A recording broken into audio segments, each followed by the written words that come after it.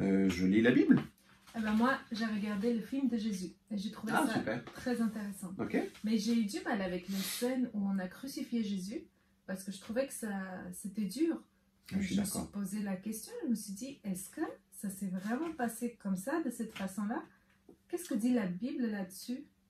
Alors, on peut lire dans les 4 évangiles, Matthieu, Marc, Luc et Jean, comment ça s'est passé et tout. Des fois, on essaie dans les films montrer des choses, mais si on veut vraiment connaître aussi l'histoire, il faut aller lire aussi la parole de Dieu. D'ailleurs, même dans l'Ancien Testament, le prophète Ésaïe, plusieurs siècles avant la venue de Jésus, il avait déjà parlé en disant que il a été transpercé à cause de notre faute, écrasé à cause de nos crimes, et par ses meurtrissures, nous sommes guéris. Donc la Bible parle de ça. Oui. Donc on peut dire que ce qui est montré dans le film, ça s'est vraiment passé comme ça. Je suis tenté de dire oui et non. Alors oui, parce que réellement ça s'est passé, c'est un fait aussi historique. La Bible nous parle de cela, beaucoup d'historiens relatent cela aussi, beaucoup nous parlent de cela. Non, je dirais aussi non, pourquoi? Parce que des fois dans les films on essaye de montrer des choses le plus joliment possible pour que ça soit aussi vu par le plus de personnes. Donc voilà, des fois dans les films on montre partout ou bien on montre autre chose. Ah bon? Et c'est quoi? Tout d'abord, il faut savoir que la croix, la crucifixion était pour les esclaves qui étaient en fuite, les esclaves donc les plus méprisés, les plus rejetés, les bandits, les brigands, c'était pour eux, la croix était pour eux, c'était pour les traîtres aussi, les déserteurs de l'armée aussi, ceux qui étaient vraiment c'était voilà, le supplice. D'ailleurs, Cicéron, le romain politique romain, qui disait que c'était justement le supplice le plus cruel à cette époque-là, qui était réservé aux brigands, à ceux qui commettaient des crimes pas possibles. Voilà. Wow. C'est cruel quand même, cette façon de punir sur la croix. C'est vraiment cruel, je trouve. Je suis contente de ne pas être née à cette époque-là, moi.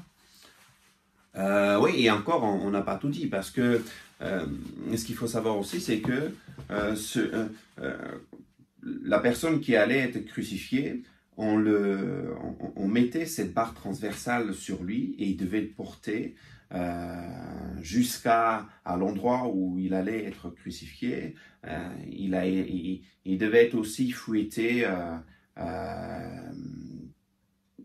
pour justement avancer la mort, pour que ça soit plus rapide.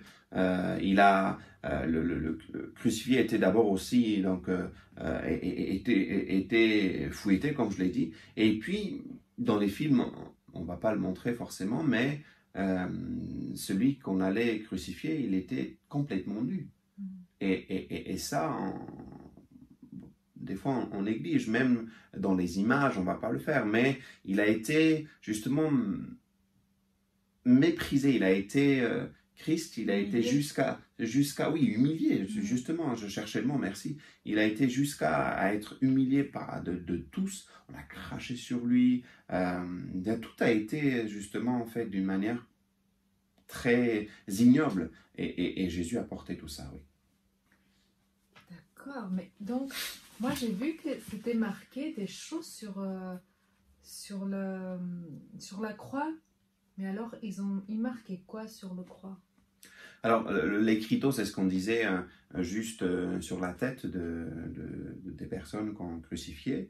Et ils écrivaient le crime qu'ils avaient commis. Jésus, et pour Jésus... il n'avait pas commis de crime. Mais non, justement, Jésus était innocent, Jésus était saint, Jésus était parfait, parfaitement homme, parfaitement Dieu, et il n'a pas commis de péché. Et tout ce qu'on a trouvé à dire, c'était... d'ailleurs c'est ce qu'on voit, Inri, Jésus de Nazareth, roi des Juifs. On a mis le crime pour crucifier Jésus. On a pas mis ça. Forcément un crime finalement. C'est pas un crime, puisqu'il a été envoyé par le Père, justement, et c'est lui le roi des rois. Ouais. Et, Mais moi, je comprends quand même pas pourquoi Dieu a permis que son Fils unique passe par tout ce chemin qui a été si dur finalement. Pourquoi Dieu a permis tout ça? alors, ça, je vais pouvoir t'expliquer avec une illustration. Et on va aller avec l'explication, je vais te montrer là tout à l'heure. D'accord. Alors, je t'explique. À cause du péché, la relation entre les hommes et Dieu, qui est représenté ici par cette lumière,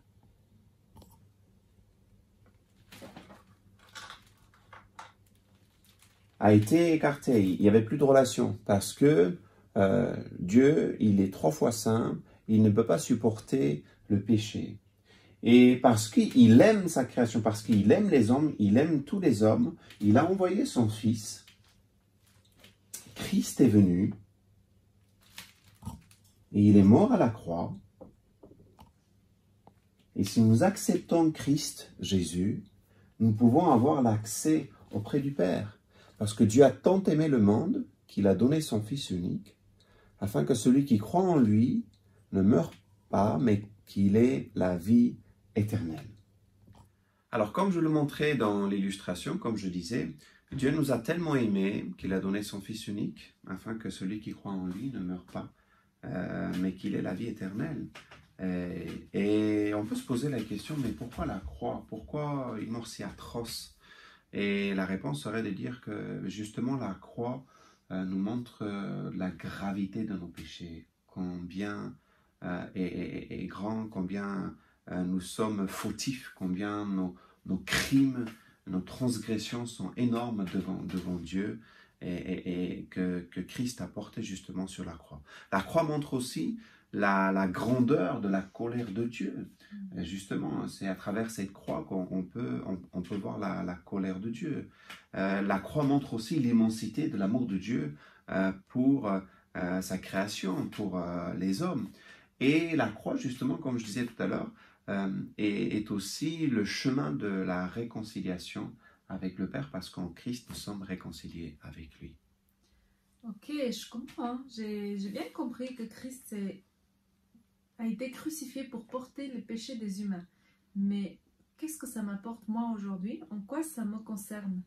Bien sûr que ça te concerne, bien sûr que ça me concerne, ça nous concerne tous, parce que Jésus a été crucifié il y a plus de 2000 ans, et aujourd'hui, sa mort et sa résurrection nous parlent.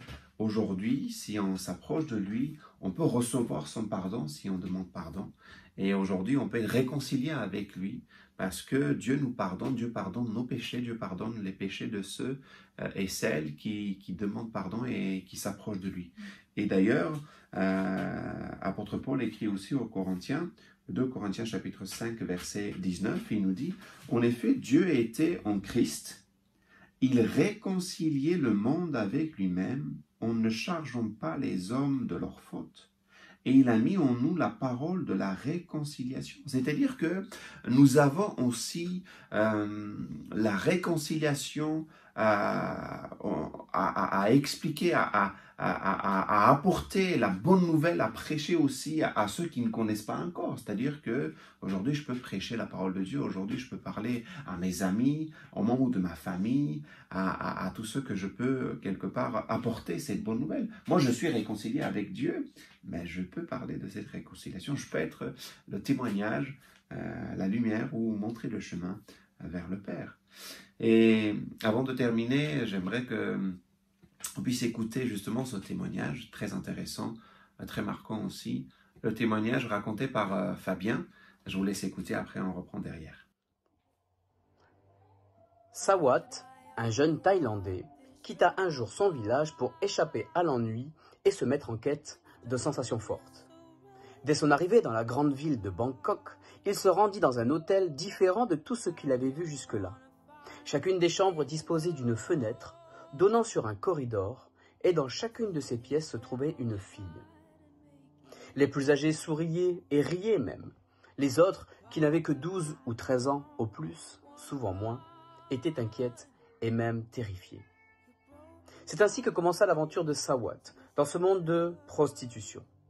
Il fut vite pris dans l'engrenage. Bientôt, il vendit de l'opium aux clients et amena les touristes dans ses hôtels spéciaux. Il tomba même assez bas pour participer à l'achat et à la vente de ces filles dont certaines n'avaient même pas 10 ans. C'est un travail des plus vils. Il devint vite un homme d'affaires notoire dans ce milieu. Mais un jour, il perdit pied. Son univers s'écroula à la suite d'une série de malchances. On lui vola ses biens et, en essayant de remonter la pente, il fut arrêté. Le bruit courait dans le milieu qu'il était devenu un indicateur de la police. Et là, dans ce bouge, il se mit à penser à sa famille, à son père tout particulièrement. Un humble chrétien d'un tout petit village du sud, près de la frontière malaise. Il se souvint des paroles d'adieu de son père, qui lui disait « Je t'attends », et se demanda si son père l'attendait toujours après tout ce qu'il avait fait de mal. L'accueillerait-il à la maison? Le village avait depuis longtemps reçu les échos de sa vie dissolue. Sawat savait qu'il avait à tout jamais déshonoré sa famille et sali le nom de son père. Finalement, il dressa un plan d'action. Il écrivit d'abord à son père. « Cher papa, je voudrais rentrer, mais je ne sais pas si tu me recevras après tout ce que j'ai fait. Père, j'ai beaucoup péché. Pardonne-moi, je serai dans le train qui passe par le village. Si tu m'attends toujours, accroche s'il te plaît un morceau de tissu blanc sur l'une des branches de l'arbre devant la maison. » Signé Sawat. Pendant tout le trajet, il médita sur les derniers mois de sa vie passée. Et il savait que son père avait toutes les raisons de le rejeter. Quand le train s'approcha enfin du village, son cœur était bouleversé d'angoisse. Qu'allait-il faire s'il n'y avait pas de tissu blanc sur l'arbre? En face de lui se trouvait un étranger au bon visage, qui avait remarqué la nervosité de son compagnon de voyage. Sawat, qui n'en pouvait plus, finit par déverser toute son histoire dans un flot de paroles. Arrivé à l'entrée du village, Sawat lui dit « Monsieur, je n'ai pas le courage de regarder. Pourriez-vous le faire à ma place? Et si mon père ne voulait plus de moi ?» Sawat s'inclina la tête sur les genoux. « La voyez-vous, ma maison? C'est la seule avec un arbre devant. » « Jeune homme, votre père n'a pas accroché un seul morceau de tissu. Mais il a couvert l'arbre entier de centaines de morceaux de tissu. » Sawat eut du mal à en croire ses yeux. Les branches étaient pleines de tout petits carrés blancs. Dans la cour, son vieux père allait de long en large en agitant un carré de tissu blanc.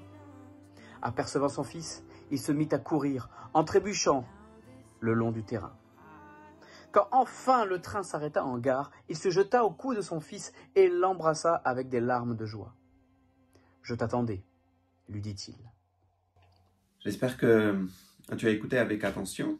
Et maintenant, toi aussi, si tu ne l'as pas encore fait, tu peux demander l'aide de Dieu pour qu'il puisse t'aider à ce que tu puisses encore comprendre la grandeur de son amour.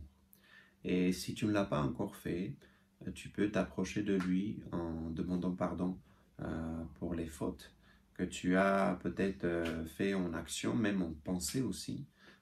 Parce que Dieu lit nos cœurs, Dieu lit tes cœurs, tes pensées aussi, ton cœur aussi, tes pensées, et tu peux lui demander pardon et de lui demander d'aider, qu'il t'aide, qu'il te l'accorde aussi justement ce pardon. Et tu peux tout simplement lui parler, tu peux aussi lire sa parole et demander à ce que Jésus t'aide à marcher avec lui. Sois béni, sois encouragé aussi dans ces moments. J'espère que tu vas justement découvrir de plus en plus la parole de Dieu. Dans cette vidéo, tu as appris un peu plus de la parole de Dieu, de qui est Christ, qui est Dieu aussi, et pourquoi justement il a été crucifié. Dans une prochaine vidéo, tu vas entendre aussi parler de la résurrection. Et on va aller plus loin aussi dans la parole de Dieu. Sois béni, que Dieu te bénisse aussi. Et on te dit à bientôt.